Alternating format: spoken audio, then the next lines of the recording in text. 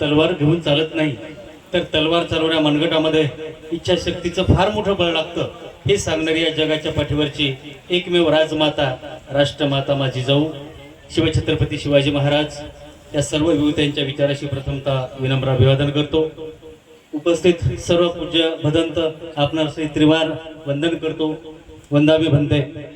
आणि 2 मिनिटांमध्येच मी या ठिकाणी आज खरं म्हणजे या परिषदेसाठी या वसमत विधानसभेचे लोकप्रिय आमदार सन्माननीय राजूभैया नवघरे साहेब हे या कार्यक्रमासाठी उपस्थित राहणार होते, परंतु अर्थसंकल्पीय अधिवेशन मुंबईला चालू आहे आणि हा शेवटचा आठवडा असल्यामुळे कदम साहेब भैयासाहेब कालच म्हणले पप्पा येणार आहेत, त्यांना घेऊन जा, आणि आज काका आलेले आहेत। आज खरं म्हणजे या धम्म परिषदेच्या माध्यमातून भंतेजी मी जास्त बोलणार नाही, परंतु आज भैयाबोधी भंतेजी सारखे फार मोठे धम्मगुरू आपल्याला लाभलेले आहेत। आणि भंतेजी मी आपणास एक नम्र विनंती करतोय, आपण जसं खुरगावला एक नंदनवन उभं केलेलं आहे, तिथं गेल्याच्या नंतर असं वाटतं की आपण खरं कोण्या परिसरामध्ये आहेत दादा, बरोबर आहे ना? तर आमची विनंती आहे, या ठिकाणी बुद्धभूषण भंते आहेत, आमचे भंते संघरत्न जे आहेत, तुम्ही फक्त मार्गदर्शन करा। आज आमदार साहेबांचे वडील म्हणून मीही त्यांना विनंती करतोय की आपल्याला जे काही मदत करता येईल या म्हणजे परिसराला डेव्हलप करण्यासाठी ती सर्वतोपरी मदत ही आदरणीय भैयासाहेब अर्थात भैयासाहेबांचे वडील हे नक्की करतील। काका बरोबर आहे ना?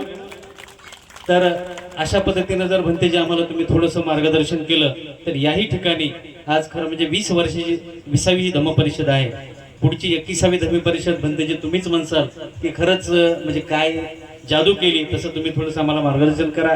कारण भंते भैयाबोधी सारखं खरं म्हणजे धम्मगुरू आपल्याला इतके महान आहेत, कारण आपल्या फक्त हिंगोली जिल्ह्यात नाही तर आजूबाजूच्या सर्व जिल्ह्यामध्ये धम्माचं खूप मोठं काम हे आदरणीय भैयाबोधी भंते यांच्या हस्ते होत आहे।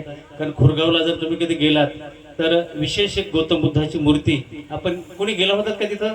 खुरगाव पाहिला असेल ना, किती सुंदर मूर्ती आहे। आणि आपल्याला जर भंतेजीने थोडंसं आणखीन पुशअप केलं तर भंतेजी आम्ही तुमच्या पाठीमागं का होईना येण्याचा नक्कीच प्रयत्न करू। या ठिकाणी हो, आणि या संदर्भात कदम साहेब साक्षीदार आहेत। आम्ही आमदार साहेबांसोबत चर्चा करत होतो तेव्हा भैया म्हणले काय, मला वाटतं भंतेजी आपणही होतात, बुद्धभूषण भंतेजी होते रेस्ट हाऊसला, तेव्हा आमदार साहेब म्हणले बघ काय जे लागेल ते मला सांगा, आपण तीर्थक्षेत्राचा दर्जा सुद्धा राजूदादा इंगळे साहेबांनी मला वाटतं वर्षातही पालकमंत्री असतानाच खूप मोठा प्रयत्न केला होता आणि मला वाटतं तिथपर्यंत पोहोचलो होतो आपण।